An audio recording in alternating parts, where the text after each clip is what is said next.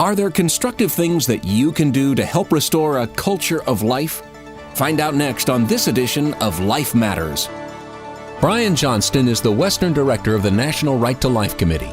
He has served in many capacities while advocating for innocent lives, as California Commissioner on Aging, as Chairman of the California Pro-Life Council, on the board of the National Legal Center for the Medically Dependent and Disabled. And now here's our host, Brian Johnston. Well, welcome back to Life Matters. We're your program on the right to life, on the culture that emanates from that very important premise. And what is that premise? That you have life as a gift, and that gift didn't come from the government. It came from your Creator. And yet the government does have a duty to protect your life, particularly if you're in immediate danger. The right to life has to do with the government's duty to protect innocent human lives. That's why policemen are given guns and badges, because the government has an explicit duty to protect innocent citizens. But the right to life is under assault, as you know, and ideas are being leaned against it. It's being redefined. It's being attacked. The most direct attack was in 1973 with the overturn of every state's laws that respected human babies in the womb. Every state had a law that respected that child's life, at least to some degree. Every state had its laws thrown out through Roe v. Wade and Doe v. Bolton. And that decision has resulted in a dramatic culture change. We're going to talk today about what you can do about that, because too often we can merely bemoan a situation or get the idea there's nothing you can do. Maybe we'll just clean up the mess. Maybe if I just get diapers for those kids who weren't killed today, maybe that's enough. But it's not enough. Just as leaving bagels at a train station outside Munich in the hope that it might help those Jews in some way, a Jew that might escape, that didn't address the Holocaust. And unless you really recognize that this is a legalized Holocaust that has assaulted our laws,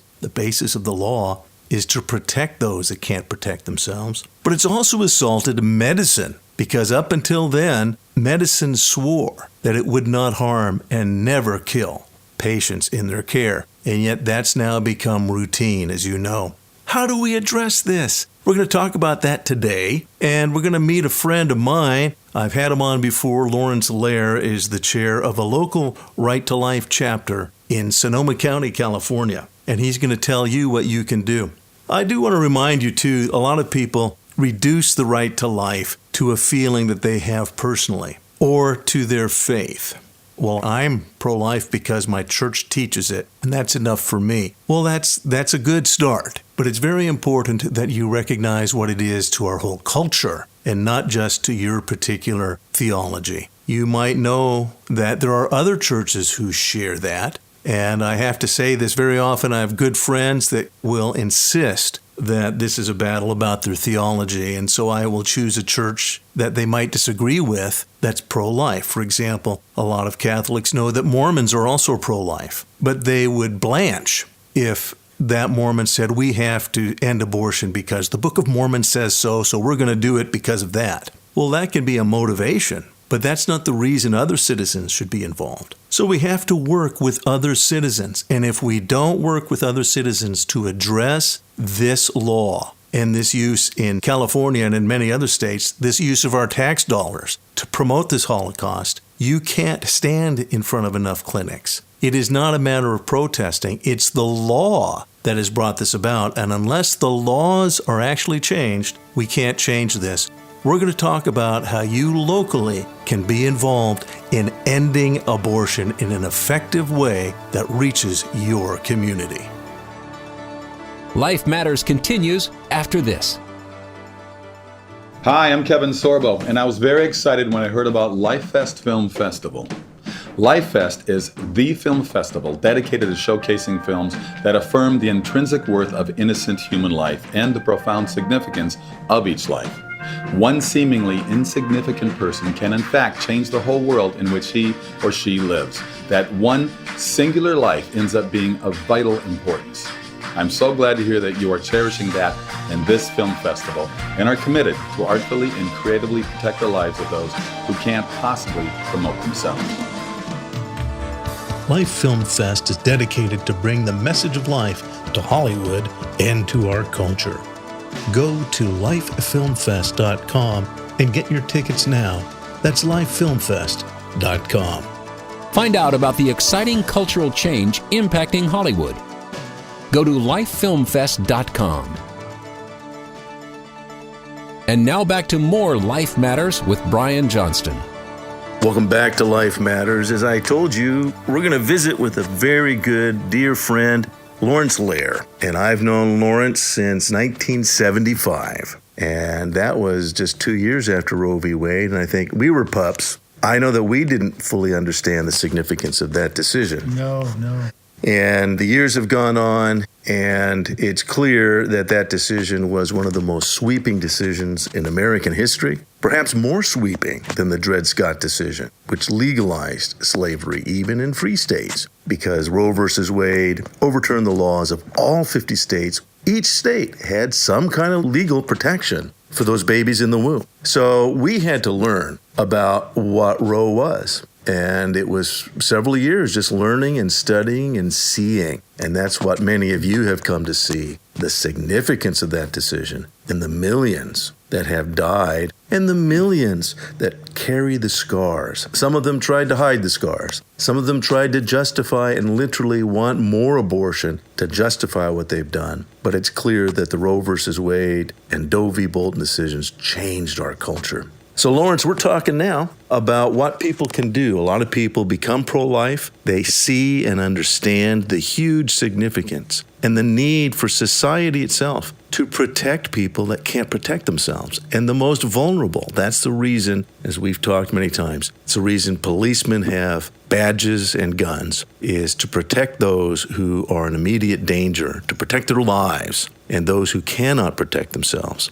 So there's folks who have awakened to this battle, and yet they don't know what to do. And so we're going to talk about Sonoma County. And Sonoma County is one of 58 counties in California and thousands of counties across the nation. National Right to Life is, for listeners, you remember, a nationwide federation of people committed to the right to life. But there's ways to function locally. Mm-hmm. So let's talk again about what happens in Sonoma County, where you're the chair. Okay, well, I would say in the light of what you stated, Brian, that the absolute most important thing any pro-lifer can do is find other pro-lifers and come up with some plans to work together. As individuals, we have a small amount of influence. As a group, we have a much greater synergistic influence.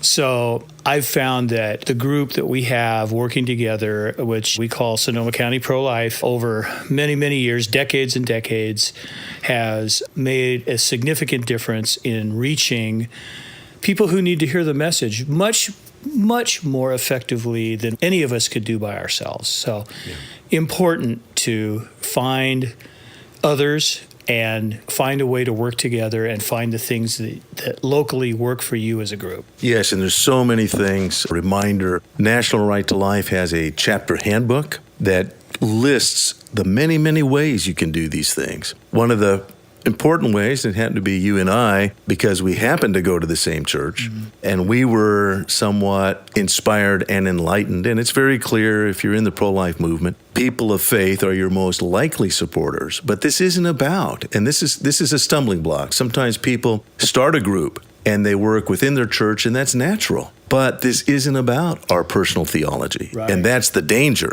Right. And honestly, I'm so grateful that in our group in Sonoma County, we have a wide variety of faith backgrounds and church attendance and even non-church attendance. So it greatly strengthens your efforts if you are a coalition rather than just a vanilla brand. You want to have as wide a net as you possibly can in people, because it greatly enriches the group and it definitely enriches and boosts the message. Exactly, because it's not about ourselves. It isn't. We're not just telling people to be like us. This is an issue that impacts our entire culture and, again, has cut to the very basis of our laws and, coincidentally, to the very basis of medicine. So Roe versus Wade cut to the heart of law It cut to the heart of medicine. The heart of the law is to protect those that can't protect themselves. Doctors have always sworn to never harm. So this has attacked the Hippocratic tradition and the very nature of why we have ever honored doctors, because they sacrifice for the sake of others. That's why a doctor has been an honored member of society. That's all gone. Doctors are now licensed to kill, not just babies. They're licensed to kill sick people in the name of compassion. And that is because of what Roe brought us. So in terms of the community, I'm glad you want to go there, because I think Sonoma County does a great job. I've always enjoyed going to the Sonoma Marin Fair in your case. Yeah. But you should, and again, get a chapter handbook if you're interested. Most of these programs, if you're listening on the radio, we're in California. A couple are outside of the state, or if you're listening to the podcast, you can be anywhere in the world. But go to National Right to Life, and you can see how to volunteer, how to get involved. You can look up the chapter handbook, look up your state affiliate. They're all listed there. And again, in California, go to California Pro-Life. We're the California Pro-Life Council and Right to Life Federation. We're a bunch of people who are very diverse, but agree we've got to address this. Go there and we can give you more information. But I like then that it isn't just getting Christians together of different faiths. You're addressing the community, and that is the dynamic. So at the fair, tell us a little bit about the fair group, and that's just the fair booth, rather, and that's just one example. But tell us what happens at the fair booth. Yeah. Well, for many, many years now, over 25, I'm sure, we have had a booth at the Sonoma Marin Fair, which is held in Petaluma, California, every summer, and they welcome us. You know, you may think that they don't want you. They don't want pro-lifers at an event like that. Well, they do. They really appreciate it, and we get a tremendously positive amount of feedback from people. Now, there's always a few, but we get so many families and teenage girls and mothers, expectant mothers, a lot of pregnant women come up. We put out fetal models that are extremely attractive to people walking by. They get excited, especially the kids and the mothers. That's right. And then we also have a fetal development video that we're looping through on a screen, and those bring in a lot of people. And once they get interested in that, we can have conversations with them, and then we have a lot of other literature that we give them. Especially, we focus on the fetal development with the kids. So we have brochures that we give out that show the baby growing in the womb. Right. And what a great evangelistic tool for the pro-life movement. Yes. When people see that it's a web starting from conception all the way through, they naturally are going to be on our side for statutory protection for the unborn. So that's what we really focus on at that fair. And then we do other stuff. I'll touch on this because it often comes up, and it has come up in other counties in California at their fairs. We really want to encourage, show the living babies, have the fetal models, because it's incontrovertible. Mm-hmm. What we use, in fact, in California, we have several that go throughout the state. They're fetal models that were from Switzerland. They're very expensive. They're made for doctors. They're made for those who are studying fetology. And it's who you and I were and who we are. Those are human babies. You just can't debate it. And then the videos of fetal development. If you show videos of aborted children, some people insist very stridently you have to show those. You're going to create great conflict. Yeah, you don't want to do that. You're going to, and the kids and the parents will keep the kids away, and they're not going to like you because you've made their kids upset and they're upset. You want to win hearts by showing folks what they can agree on. Mm-hmm. And you know what? You have to, once you see the facts about your life and my life and life in the womb where we came from, it's hard to disagree. It's very hard for them. Yes. And we have brochures that show those gruesome pictures that if people really want to see them, we'll give it to them. That's right. But we're not going to put that out on public display. We're going to put the fetal development stuff out, and that's attractive, and it's what really changes people's hearts. Yes, and I like what you said. The second thing we do then, I think it's critically important, and not all pro-life groups will do this. We then have to explain the laws. As I started off by saying, Lawrence and I, years ago, we didn't know what Roe versus Wade really did. We didn't know that it allows abortion through the entire pregnancy. And as you're hearing now, it actually has been extended to that of allowing the children to die after the child's born in a course of an abortion. And that's the law. If people don't know that, they're not going to care. When they see the law, they see that parents can have children taken away from them at school. If you see your child traveling with a stranger in a car and you call the school and say, "Hey, I want to talk to Mary. She's not available." They're actually licensed to lie to you when they take your daughter to an abortion clinic.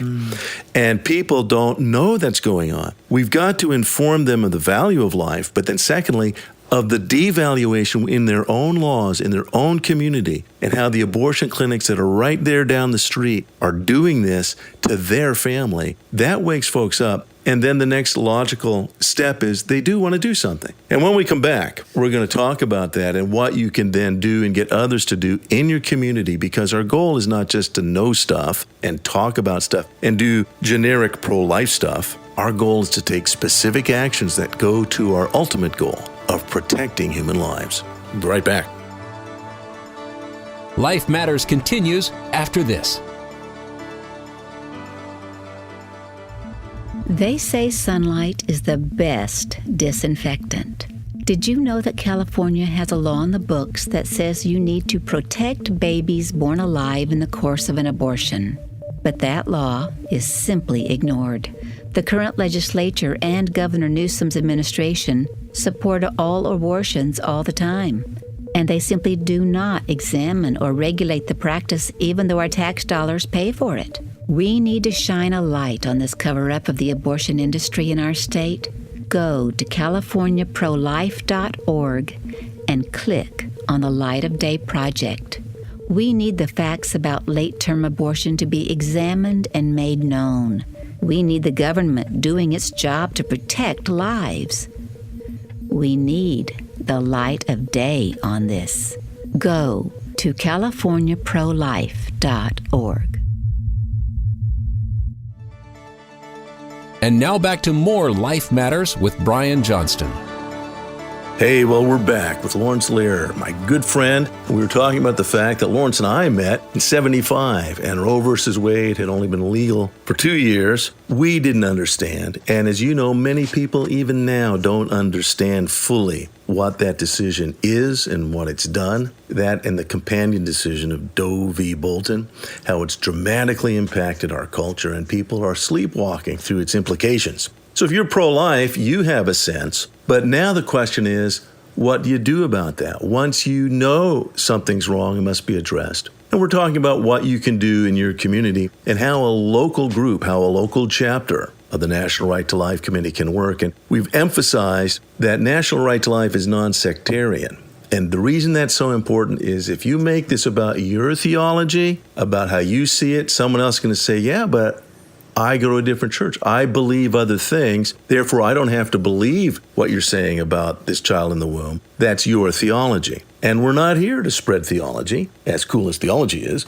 We're actually here to spread objective facts and objective truths, the self-evident truths that our founders said were the basis for the right to life. These are self-evident truths. And you need to master those facts and then master what the law has done, because it's the law now that's assaulted common sense and assaulted these poor, vulnerable children and other vulnerable people. So now, Lawrence, picking up, the fairs are a great place. And something that I know for years we did, and it's a great opportunity, having a speakers bureau. Yeah. Because at a speakers bureau, you get people who want to learn more, but also want to learn the details and how to present them. Yes. So just having a speakers bureau meeting to help train people in effective pro-life presentation, really, really good. And then you can have folks to send out to the community. A lot of time there's different groups that want speakers. Yes. There's many social groups in your community that want a speaker on an interesting topic. So if you've got interesting speakers, you're providing something for the community. So I think having a speakers bureau is really essential. Absolutely. And there's so many ways that you can promote the nuts and bolts work of the pro-life movement through a speakers bureau. Over the years, we've done essay contests for students. Perfect. And that way the kids study it and we can coach them a little bit, and then they vie for small prizes. And oratory contests is another one. Pro-life debates. Yes. But then also just having speakers available to go to groups, because there's a lot of groups who are interested. We've had speakers in many venues in our area over the years talking on a multitude of topics, but just having the conversation with people opens a lot of doors. And we've found that we get a lot more volunteers when we're out in the community, building bridges. Yes. And that's a great way. So yeah, it's very important to have some type of a speakers bureau, however you want to set it up locally, where people know the basic facts and the arguments that they can take out into the community and speak. Whether it's a church or a group of any type, a service club, Yep. Those are all good venues where people are interested in hearing about this. I've even done neighborhood meetings where neighborhood groups have wanted to talk about the pro-life issue. And I do, as Lauren said, talk about a variety of topics, but just to emphasize, we're single issue. We're focusing on the right to life, but you are probably aware as a listener, there's so many topics that emanate from that. The embryonic stem cell research debate. Right. People are confused. They don't understand the nuances because, personally, I think stem cell research is wonderful. If it's adult stem cell, it does offer great promises. Embryonic stem cell is not only ethically questionable, it's not effective. Right. But they're not told that by NBC, ABC, PBS. Right. The confusion is fan. There's many other aspects. A big one, as you know, we've talked about, but the whole issue of assisted suicide, voluntary euthanasia, that's very popular with a lot of people. Voluntary euthanasia, believe it or not, because that's what assisted suicide is, legal in many states. You need speakers that can go and address this and equip the community. But the ultimate goal is this, and this is where we are different than many other groups. It's not just knowing this. It's not about our theology, and it's not just about caring for those who are wounded, which is important, by the way. Women who have had abortions need counseling, and you need to provide resources for the kids who weren't aborted. That's a work of corporal mercy. Churches do that. That was done before Roe v. Wade. The real question is, will we allow this to continue? And if you're not focusing on that, if that isn't your goal, it will not be accomplished. Many states, when Roe is overturned, they're going to protect babies automatically. Mm-hmm. California is one of several others that it's going to be a lot of work. And it's only going to happen when you impact your community and let your community know this is wrong. And by community, I mean school board. It's legal in California for Planned Parenthood to sneak kids out of school. That's legal, but it's actually the local school board that has the authority as to whether they'll allow it to happen in their district. If you don't have pro-life school board members, Planned Parenthood has them. Even if they're not advocates for Planned Parenthood, what Planned Parenthood does is subtle, it's seductive, they lie, and they'll get their way in those school districts if you don't have school board members. City council members. In the city of Sacramento, we found out quite accidentally that the city was actually funding. So it's not just the state and the counties that can fund Planned Parenthood. Your city council candidates can actually vote to give money to the abortion industry. Right. It's very important. Obviously, we've got to get involved in nuts and bolts politics and get pro-life people to run for offices and to get elected to offices.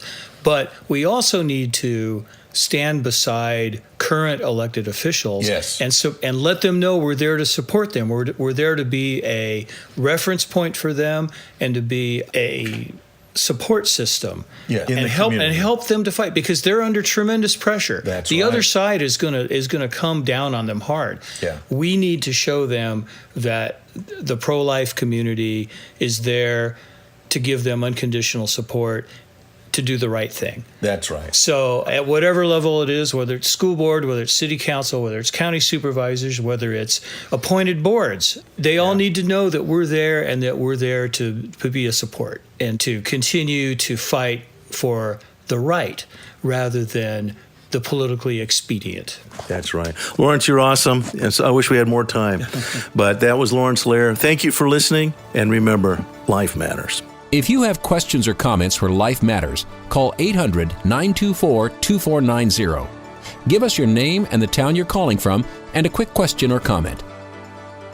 We want to summarize now what we've covered. So what do you do if you want to be effective in the pro-life movement? And it's one thing to have pro-life values and concerns, but the real issue is our communities and our nation. How do we impact our nation and in particular our communities? Well, the way to do it is to be involved in a local chapter of the National Right to Life Committee. Why National Right to Life? Because National Right to Life is non-sectarian. That is to say, this isn't about your religion. And we've talked about that before. If you think this is just about your religion or theology, you're actually on a tangent. This is about society itself and the laws of our society. We have to focus on that. This is a civil rights issue. Either the law will protect innocent human life or it won't. Now, our faith is welcome to comment on that, but that doesn't make this about our particular faith. I know a lot of folks who understand that,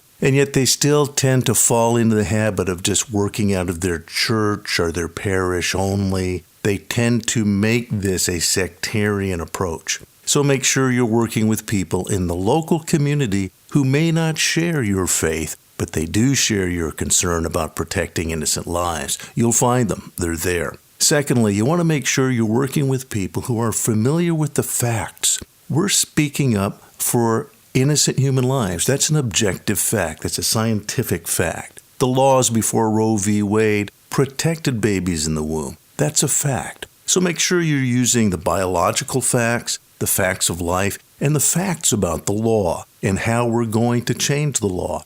If you don't know that, make sure that, listen to Life Matters. But more importantly, plug in with your local affiliate of National Right to Life, which is dedicated to those objective facts, to getting down to what's really at stake. And you can do that if you go to nrlc.org, wherever you're listening across the country. Go to nrlc.org, and you can find your state affiliate of the National Right to Life Committee. You can also click on chapters, how to start a chapter. More importantly, we want you to know that you can make a difference, and the way to do it is locally. You'll be able to work within your community. It's very encouraging to find other people who agree with you and will affect change. And then ultimately, every 2 years there are elections. Who are your city council members? They're the ones that will become state legislators one day, or members of Congress. If you help them now to understand this issue, first, they won't want to fund Planned Parenthood with their local money. They will snap out of it because Planned Parenthood and the abortion industry misleads people. So make sure your local folks understand it's by changing your community that you're going to be able to change the country. And we welcome you to do that. Again, go to californiaprolife.org. If you're anywhere in California or the rest of the nation, go to nrlc.org. Learn more about everything in today's show online at lifematters.life, where you'll find all the resources you need to protect life. Life Matters is a production of the California Pro-Life Council, the state affiliate of National Right to Life.